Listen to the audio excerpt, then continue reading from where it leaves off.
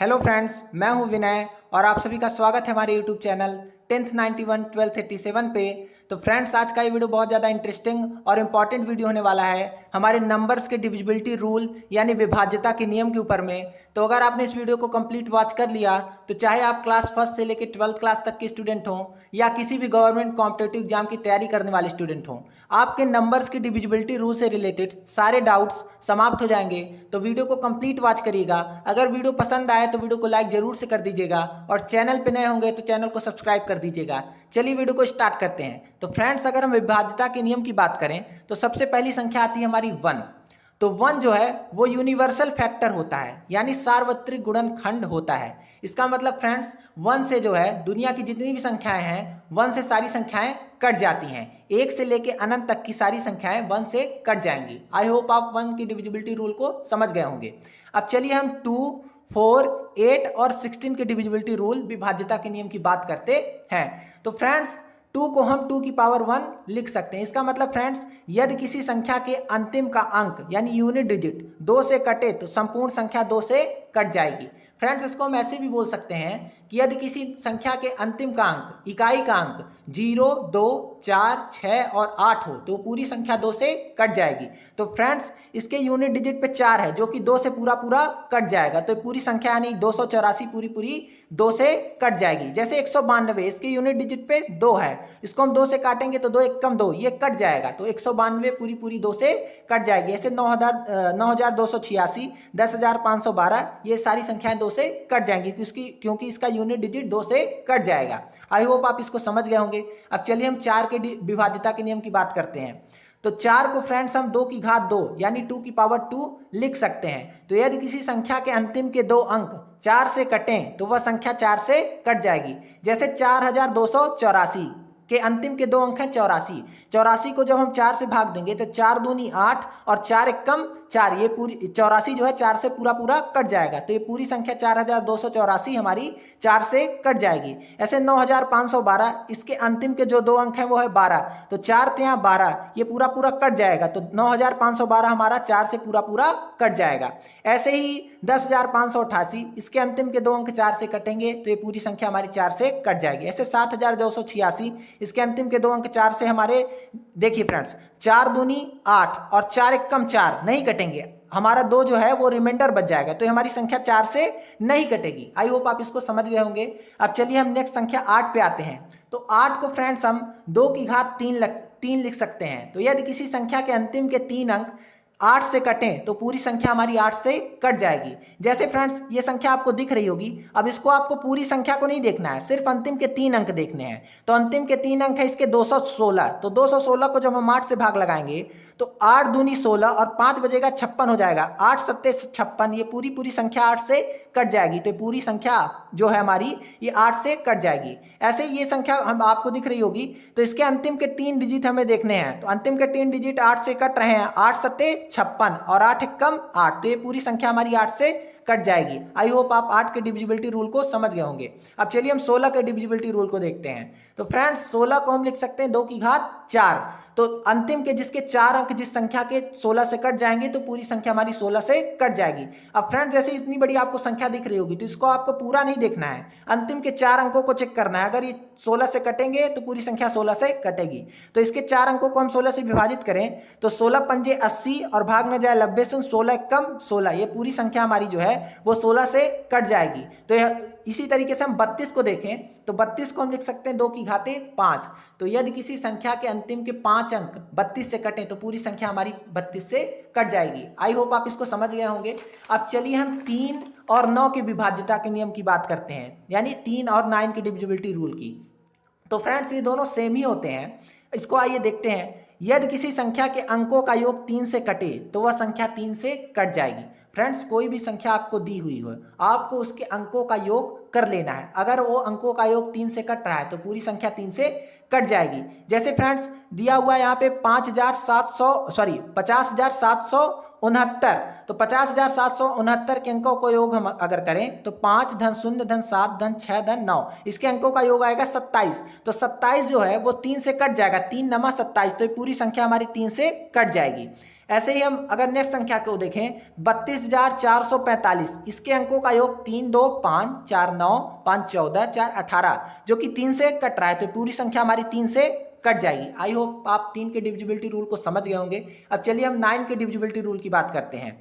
तो इसका भी सेम ही होता है कि यदि किसी संख्या के अंकों का योग 9 से कटे तो संपूर्ण संख्या 9 से कट जाएगी। जैसे फ्रेंड्स एक संख्या हमने ली 50,769, तो 50,769 को अगर हम देखें तो इसके अंकों का योग 5 धन 0 धन 7 धन 6 धन 9, यानी टोटल अंकों का योग इसके 27 आ रहा है, जो कि 9 से कट जाएगा, तो पूरी संख्या हमारी 9 से कट जाएगी। फ्रेंड्स जैसे एक संख्या हमने ली 123, तो 123 के अंकों का योग आ रहा है 6, तो ये 3 से तो कटेगी पर 9 से नहीं कटेगी। तो आपको इस चीज को भी ध्यान रखना है कि कोई संख्या 3 से कट रही तो जरूरी नहीं कि वो 9 से कटेगी, पर अगर कोई संख्या 9 से कट रही है तो वो 3 से कट जाएगी।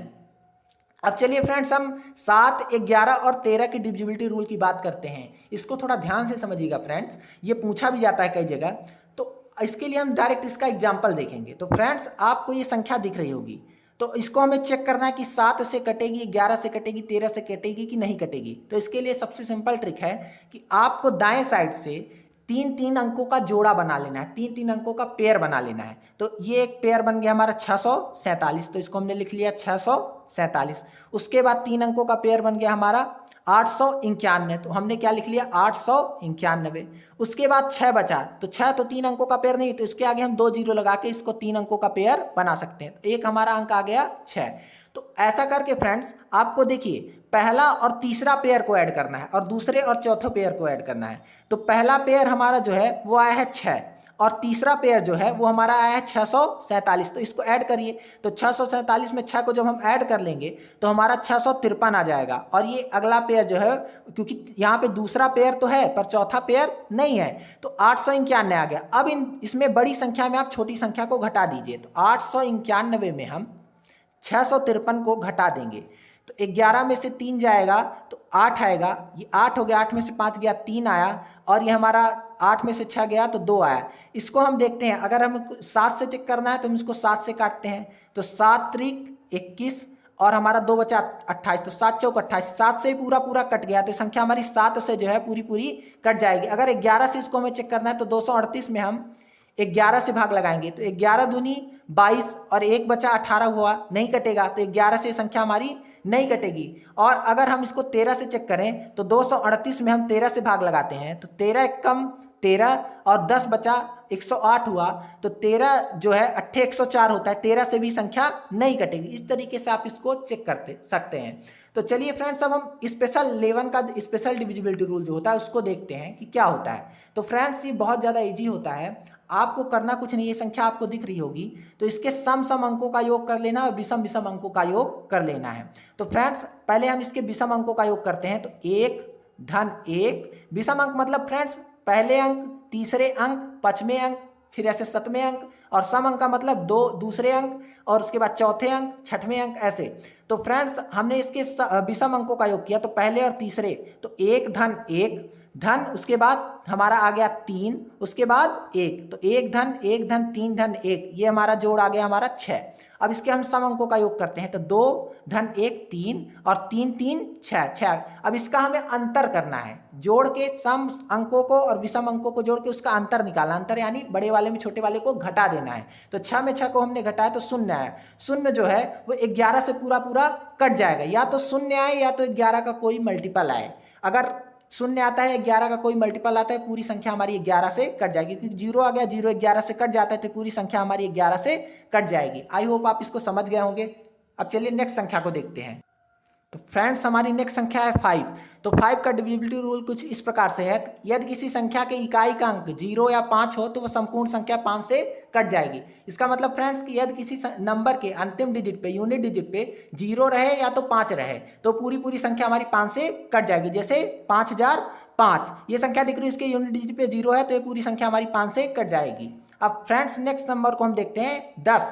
तो 10 का विभाज्यता का नियम इस प्रकार से है कि यदि किसी संख्या के इकाई अंक पे 0 हो तो वो संपूर्ण संख्या 10 से कट जाएगी। तो इस नंबर की यूनिट डिजिट पे 0 है तो 10 से कट जाएगी, इसके भी यूनिट डिजिट पे 0 है तो 10 से कट जाएगी।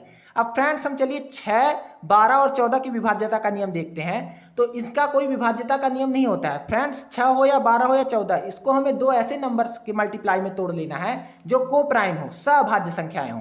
तो फ्रेंड्स जैसे 2 और 3 सभाज्य संख्या है और 2 3 6 भी होता है। तो यदि कोई संख्या 2 से कटती है और 3 से कटती है तो वो 6 से कट जाएगी। इसी प्रकार से यदि कोई संख्या 3 से कटे और 4 से कटे तो वो 12 से कट जाएगी। अगर कोई संख्या 2 से कटे और 7 से कटे तो वो संख्या हमारी 14 से कट जाएगी। ये संख्या ध्यान रखिए कि सहअभाज्य होनी चाहिए, यानी इनका एचसीएफ 1 होना चाहिए। यदि आप सहअभाज्य संख्या क्या होती है, प्राकृतिक संख्या क्या होती है, पूर्ण संख्या क्या होती है, इन सारी संख्याओं की डिफिनेशन के बारे में अच्छे से समझना चाहते हैं तो उस वीडियो का लिंक मैंने डिस्क्रिप्शन बॉक्स और कमेंट बॉक्स में दे दिया है, आप वहां से जाके उसको चेक कर सकते हैं। अगर वीडियो पसंद आए तो वीडियो को लाइक करिए, चैनल पर नए होंगे तो चैनल को सब्सक्राइब करके बेल आइकन को प्रेस कर दीजिएगा ताकि इसी तरीके की वीडियो की नोटिफिकेशन आप तक पहुंच जाए। तब तक के लिए गुड बाय, टेक केयर, जय हिंद, मिलते हैं नेक्स्ट वीडियो में।